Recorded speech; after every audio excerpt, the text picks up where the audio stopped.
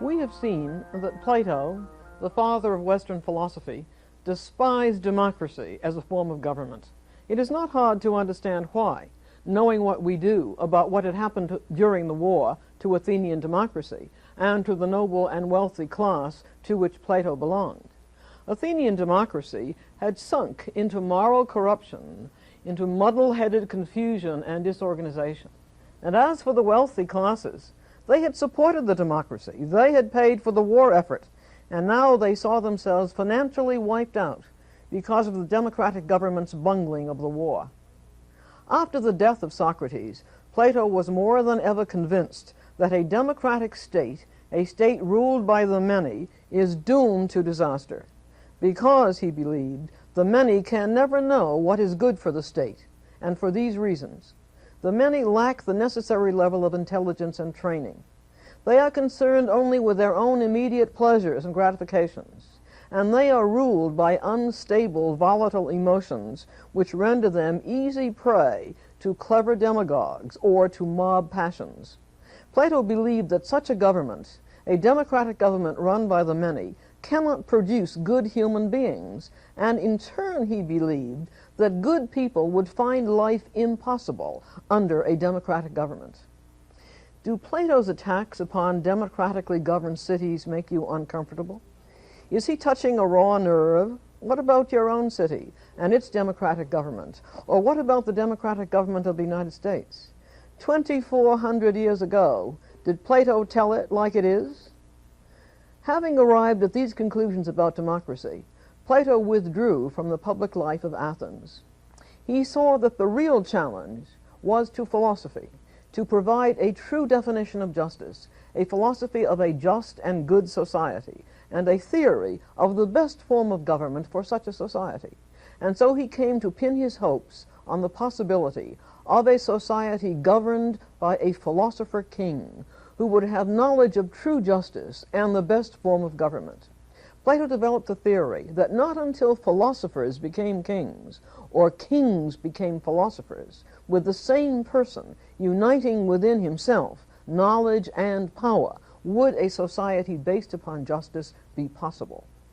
In order to accomplish this goal, Plato saw his own task as the development of a true philosophy and the education of potential philosopher kings in his academy. In pursuing these goals, Plato takes it to be his mission in life to carry on the philosophic work of Socrates.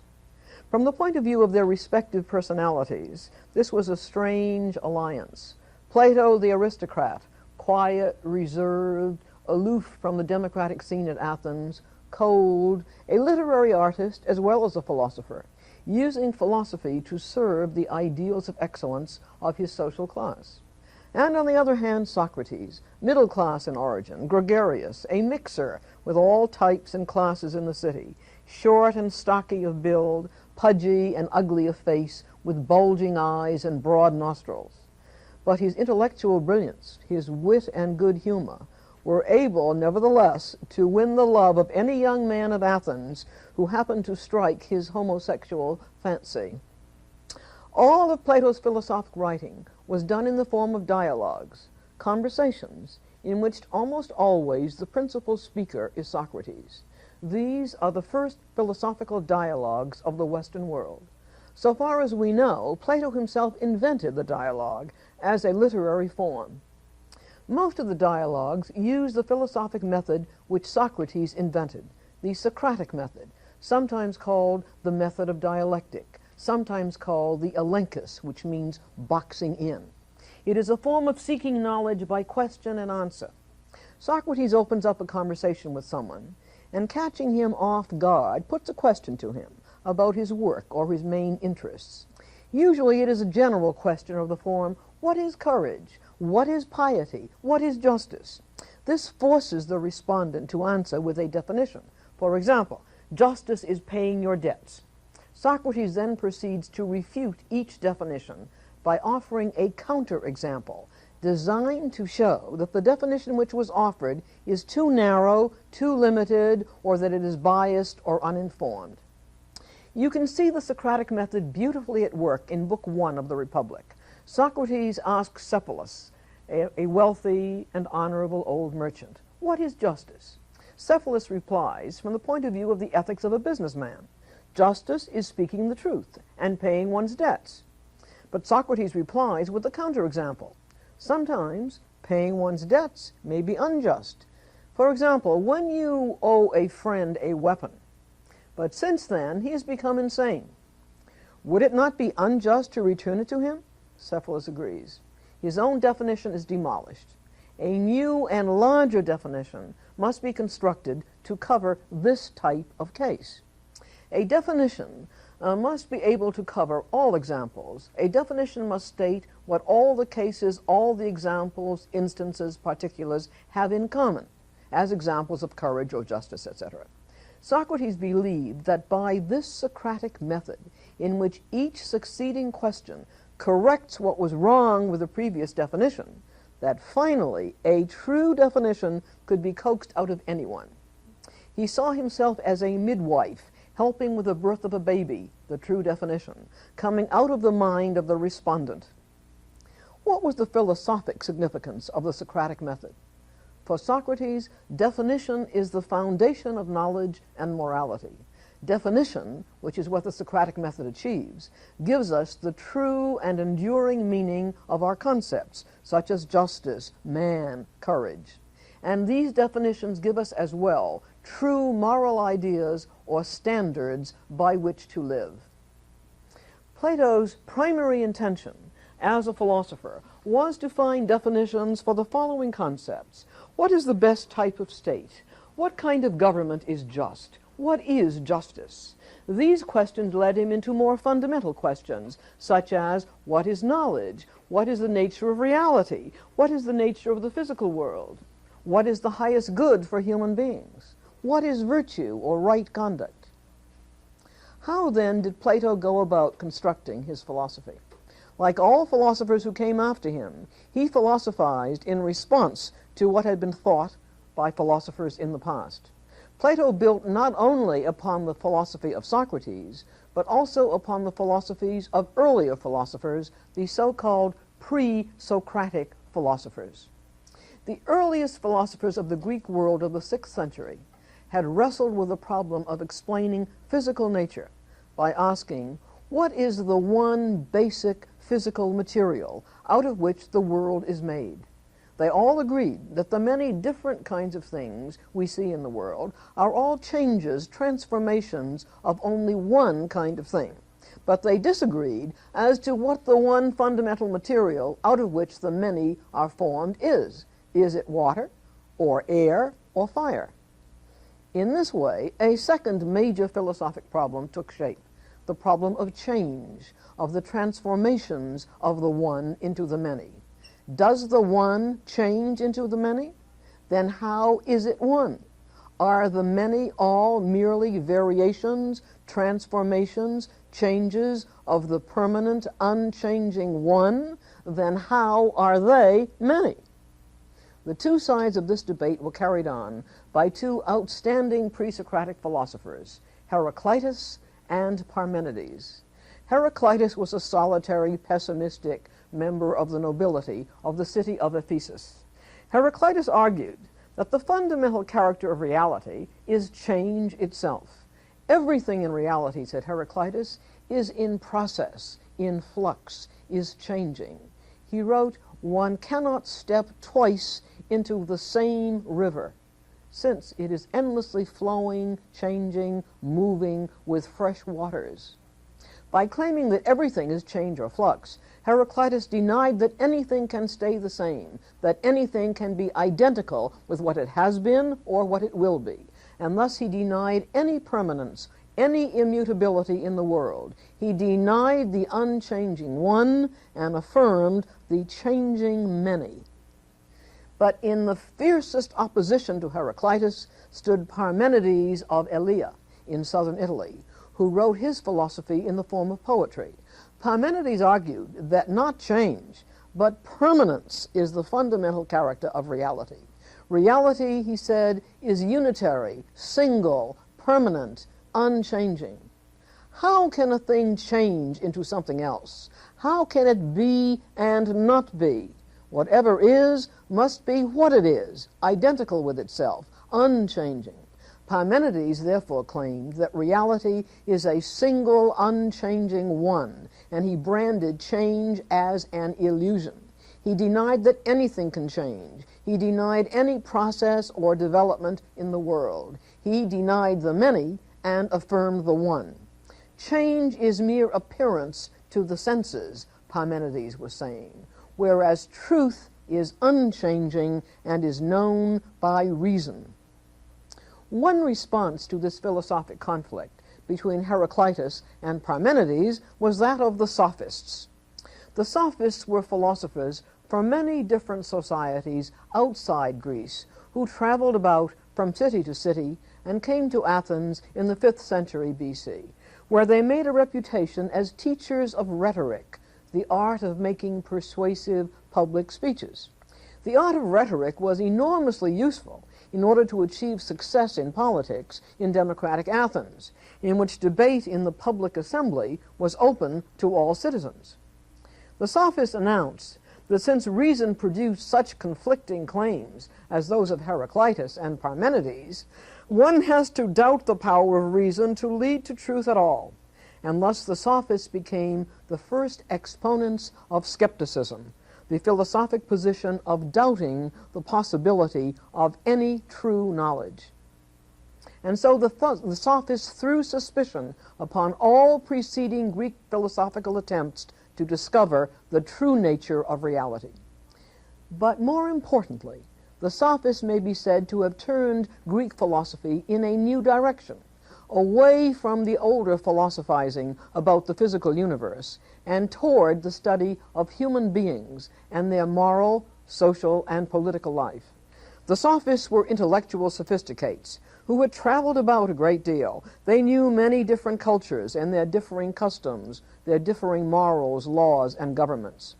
Much to the dismay of many Athenian citizens who believed that traditional Athenian morals, laws, and democracy were absolute truths of which they were very proud, the Sophists denied that the moral ideals of Athens were absolute truths.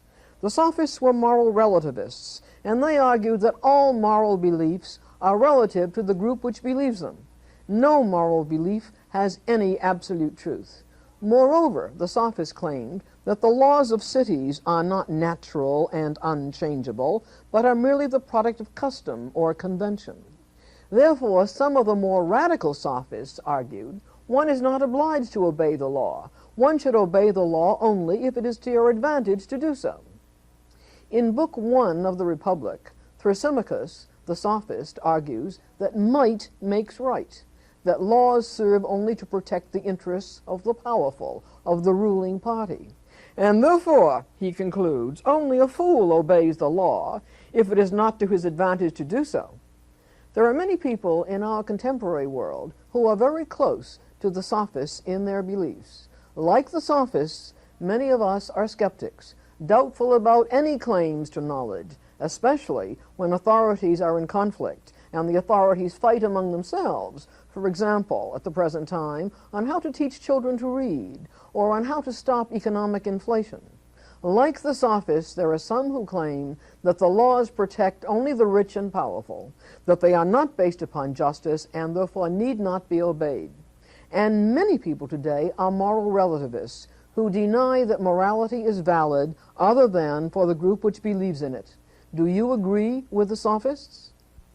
Socrates and Plato found the skepticism and the moral relativism of the Sophists so hateful that there is considerable doubt that the Sophist views were given a fair presentation in Plato's writing. The Sophist claims were in head-on collision with Socrates and Plato. Socrates and Plato defended reason and argued that reason does indeed provide true knowledge of reality and a true and absolute morality. How could the Sophist skepticism and moral relativism be answered? How could the dispute between Heraclitus and Parmenides about permanence and change be solved? The way in which Plato solves these problems is to identify what is true, what is legitimate in each conflicting philosophy, and to marshal the strengths of each philosophy into a single, unified, original philosophy of his own. Plato stands forth in the history of philosophy as one of the great synthesizers of the past conflicts of other philosophers.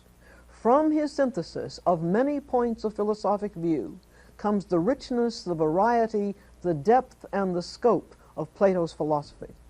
The major line that Plato's synthesis takes is to show that Heraclitus and Parmenides were on the wrong track in supposing that one or the other, either flux or permanence, must be true of all of reality.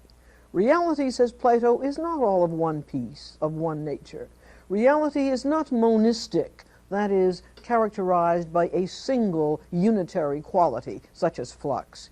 Reality, Plato urges, must be seen to be twofold, dualistic in its nature. Plato offers a dualistic metaphysics. Metaphysics is the name for that branch of philosophy which reflects upon the nature of fundamental reality and asks, what are the characteristics, what is the true nature of reality? Plato's metaphysics claims that there are indeed two kinds of reality: the reality of physical objects in space and time, which are objects of the senses, and which are in flux, growing, decaying, coming into being, going out of being, changing, as Heraclitus's river does. Heraclitus was right, but only about one kind of reality, not about all reality. But there is also another kind of reality, the reality of pure, true concepts, pure forms or essences, which are objects of thought, like a triangle, and which are not in space and time. The idea or essence of a triangle, which includes, for example, the property that its internal angles add up to 180 degrees, this is a universal and unchanging and immutable truth. There is, says Plato, a realm of eternally true ideas such as this, which reason can know. This is the truth about the permanent and unchanging reality that Parmenides was talking about, but it is true only of one kind of reality. There is Parmenides' world of universal and unchanging truth, which is knowable by reason. And there is also Heraclitus' world of flux and change, of things perceived by the senses. But Plato does not give equal value to these two kinds of reality. He has, in fact, little use for change, for the repetitious changes of the physical world, or for the fickle changes of public opinion. Like Parmenides and Socrates before him, Plato values another kind of reality, the permanent and unchanging reality of ideas which are absolutely true and definable by reason. But this knowledge is not available to the ordinary person, but only to those of superior intelligence and education, and only those who have this knowledge are fit to govern. Plato illustrates his dualistic theory of reality by his famous Allegory of the Cave at the beginning of Book 7 of the Republic. Now then, says Socrates, as he introduces the allegory, imagine mankind as living in an underground cave which has a wide entrance open to the light. Deep inside are human beings facing the inside wall of the cave, with their necks and legs chained so that they cannot move. They have never seen the light of day or the sun outside the cave. Behind the prisoners a fire burns, and between the fire and the prisoners there is a raised way on which a low wall has been built, such as is used in puppet shows, as a screen to conceal the people working the puppets. Along the raised way there walk people carrying all sorts of things, which they hold so that they project above the wall, statues of men, animals, trees.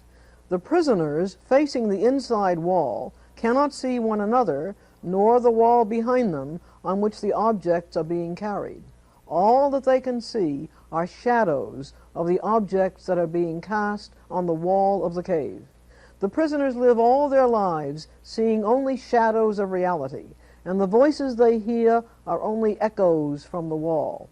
But the prisoners cling to their familiar shadows and to their passions and prejudices, and if they were freed and able to turn around and see the realities which produce the shadows, they would be blinded by the light of the fire, and they would become angry, and they would much prefer to go back to their shadow world. But if one of the prisoners were freed and turned around gradually to see in the light of the fire the cave, his fellow prisoners, and the roadway on which the objects are being carried, and then if he were dragged up and out of the cave into the light of the sun, he would then see the things of the world as they truly are, and finally he would see the sun itself. What would this person think now of the life in the cave, and what people back there in the cave know of reality or of morality? And if he were to descend back into the cave, would he not have great difficulty in getting used to the darkness, so that he could not compete any longer with those who had never left the cave? And would he not be subject to their ridicule and their scorn and even their physical attack? In all the history of Western thought, the allegory of the cave is the allegory most often cited and discussed. But what is an allegory? An allegory is a kind of story in which what is talked about is being compared to something else which is similar. But what that something else is left unstated. An allegory is accordingly defined as an incomplete simile. The reader must complete what is similar to the events described. What then is the allegory of the cave to be compared with? The people living out their lives in semi-darkness, chained by their necks and legs, unable to turn around, never knowing that what they see before them on the wall of the cave are only shadows. They are in bondage, but unaware of it. They remain ignorant of themselves and of reality. The question tantalizes and torments us. What is the relevance of the allegory of the cave to our present world? With what in our lives may it be compared? Some interpretations of the allegory are specifically relevant to our own society and to the present time. First, the allegory of the cave may be interpreted as a devastating criticism of our everyday lives, as being in bondage to superficialities, to shadow rather than to substance. Truth is taken to be, now, whatever is known by the senses. A good life is usually taken to be one which satisfies our desires. We are unaware that we are living with illusion, with false and superficial knowledge, and with false and conflicting ideals. Our lives are dominated by the shadow play on the walls of our cave, made by newspaper headlines, by radio broadcasts, by the endlessly moving shadows on the television screen, by the babel of echoing voices of opinion makers. The allegory of the cave may be taken also as, secondly, an equally devastating criticism of much of the science of our time, with its emphasis upon that which is known by the senses. Science, too, is chained so that it can see only shadows. The basis of science is in sensory observation. Its conclusions are only in the form of correlations of observations. Science does not venture into true causes or into long-range consequences. The empirical scientist is not so different from the winner on TV quiz shows who knows the dates of all the Humphrey Bogart films, nor is he so different from the prisoners in the cave who excel in identifying the sequence of shadows on the wall. It is a criticism also of our scientific technology and industry, developing and producing to meet superficial needs without regard for our true needs, without regard for moral or environmental considerations. Thirdly, the allegory of the cave may be interpreted as a political allegory. The life in the cave is the life of politics. Both the leaders and the people are ignorant and corrupt, without true knowledge of themselves or of the world. They are motivated by greed, power, and self-gratification. They are chained in bondage to ignorance and passions, to mob hysteria for or against fleeting issues, believing in current ideologies, which happen to be the illusions, the shadows of the moment on the walls of the cave. And fourthly, the allegory of the cave may be seen to be an allegory of the philosopher king, the liberated one. Having made the ascent to know the truth and the good, he has a mission to return to the cave, to bring enlightenment, to bring the good news, the glad tidings, even though he may be killed for his services. Plato is thinking of Socrates. We think of Jesus.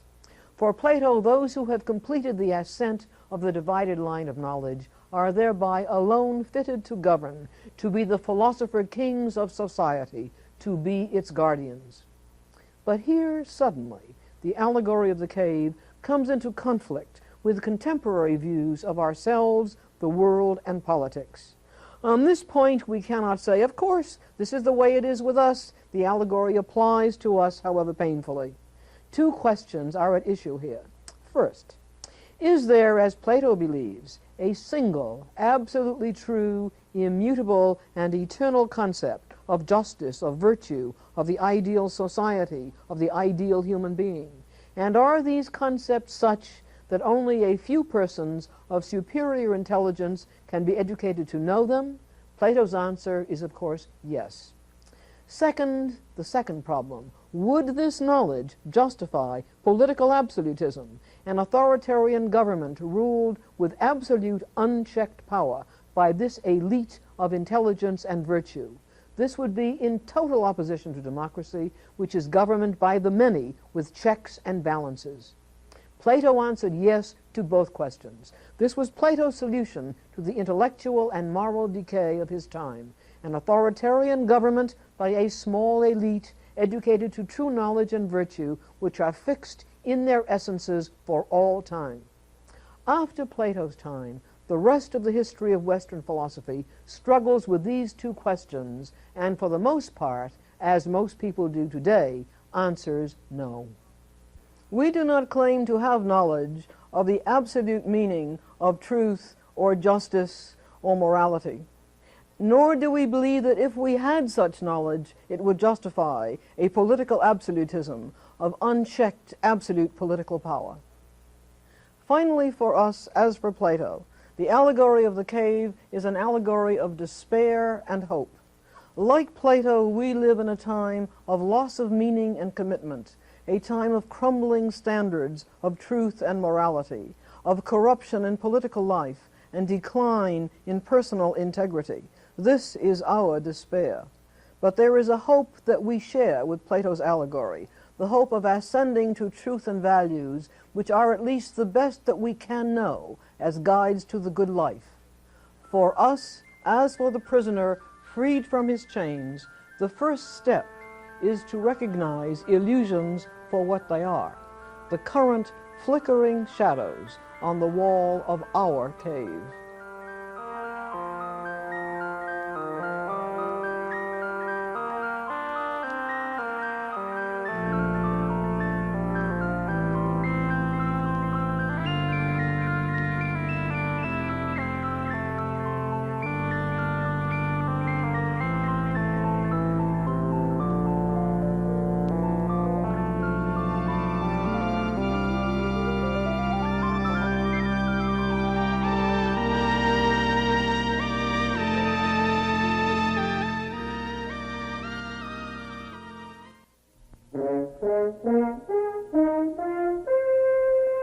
Pre-recorded in the studios of the Maryland Center for Public Broadcasting.